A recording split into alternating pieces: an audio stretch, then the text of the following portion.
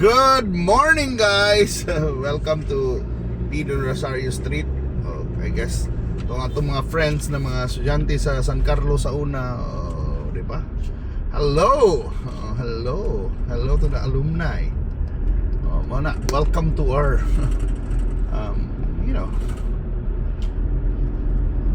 our drive today. And muna, appeal is actually sa Sinulog route, ha? Kaning ang Sinulog diri mag-pitchenure ang mga tao na ani appeal ni diri puot kani during the Sinulog.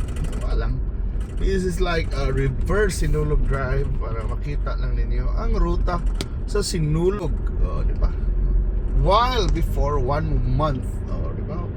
Really 1 month before sa atong Sinulog celebrations. So reverse Sinulog route drive, okay, parade route ba ni, di ba?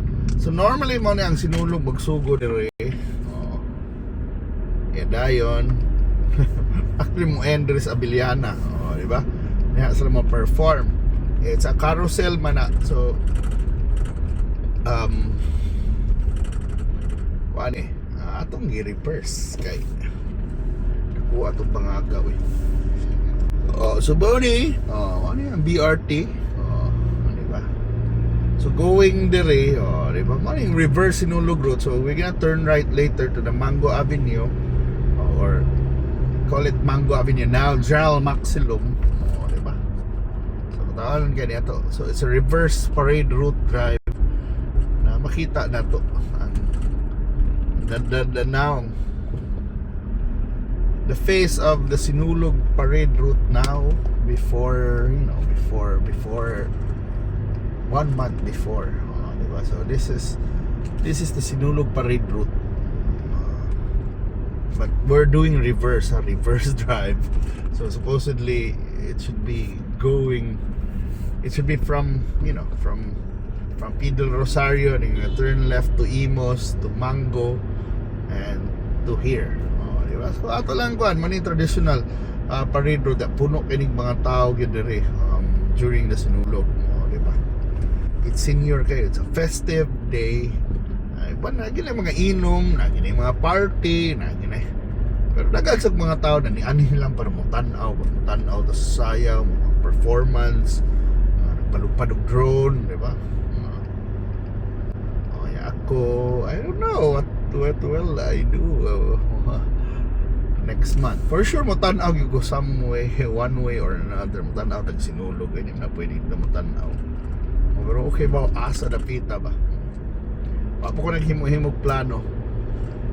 But anyway, at least Sinulog is back and we know diri ang ruta, and we have a few contingents sa daghan sa gihapon, although ang provincial contingents so tinagpadaghan sa una. I mean not really, many of the provincial contingents ba kini appeal kay mao lagi lisod sad kaayo mag appeal tag Sinulog, na appeal nila matuyok tas puente o matuyok us puente kus appeal man is reverse Sinulog drive. So appeal na matuyok na diri ang atong mga contingents. So one of the best places to watch actually is Fuente, pero kuot kayo, nagkan tao ba? So makuan ka pero mo sure kung agim yun diri ba, sure yun kung agim diri, so di gina nindot yun kay agim diri. I don't know karong Sinuluga what my plans are, but yeah, most likely man I'll be on the streets to capture Sinulog for you, sa muka. But yes, yeah, it's really gonna be festive, but also we are gonna pray na mura man ang prayer man thankful. Kuya nakuha chokes to go so na si Kailin huwag na akong diri chokes, diba? Naku kayo.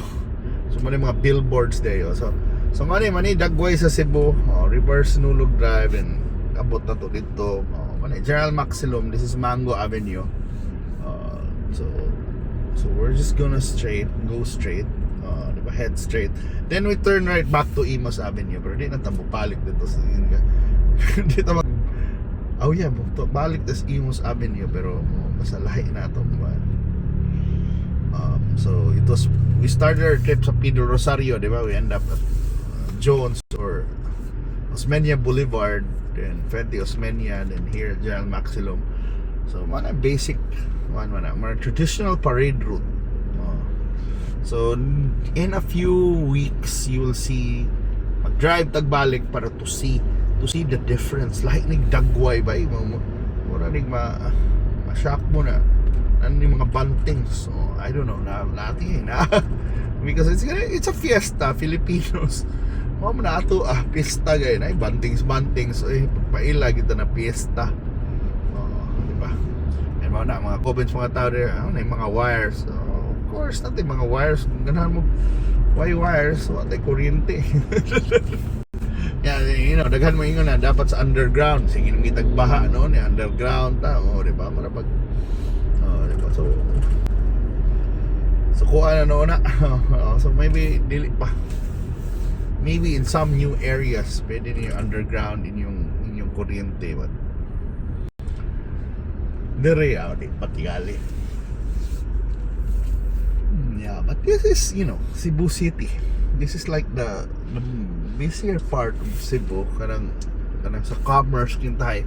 Way back in the 90s or 80s, 90s, diba? Una, it's really gonna be the downtown. But kining uptown ni-emerge siya mga 80s and 90s. So, diba? Nanang Robinson's was built. Then kusog pa katong Gao, Rostans. So diri ang marag new spot to, di ba? Then pa ng baseline, di ba mga nadring mga STC, Boyside, it's a school belt as well. Kaya dapat yung Sacred Heart sa unahan, di ba? But yeah, medyo upscale ko na yung uptown, di ba? Kaya downtown was like the masa, then the upscale ko ng downtown, but the moment nag-open yung malls, the mall era started mga 1990s, mga mid 1990s. So yun na to, mga 1993 kanang ba, mid 1990s na mga Ayala, mga Country Mall, mga SM. And then it changed the landscape. Even ang downtown apektuhan because yung mga sa una, the downtown, mga sinihan ko na sa una, nawa mga sinihan, it was like the death of the mga sinihan industry. Not really the movie industry, but like more of the movie house industry at that time. Diba? We go, because sinihan is like, it's like our entertainment, main entertainment back then. Diba? You go out with your family, your date, to watch a movie. Diba? Kusog ko to, sikat kita mga artista. So mana ni dire appeal gihapon ni sa Sinulog route. Before I think dire ko ni tanaw nani judging area in this area. Yeah. Kaya judging area sa dito dapit sa Imos or dito niabot ko dito last time. Lakaw ko. Mas lingaw gid ato mo stage. So palit yun mig ticket ato for the stage. Lenmar ipalit. Patanaw. But I think next time I'm gonna watch it on the stage. At tingali ako na paringhuaon. Di ba? Magkuhan ko dito, standby. Or uban mangayo sila pass or ID. Di ba? Pero yes, this is Imos. So kasuoy ko diri, ditanaw yung ko diri in this area. Aki wifi pa ko piso wifi dito sa esquina. Diri. Na piso wifi diha para maka-upload kog videos. Dire sa Amber and Sean Storm dito.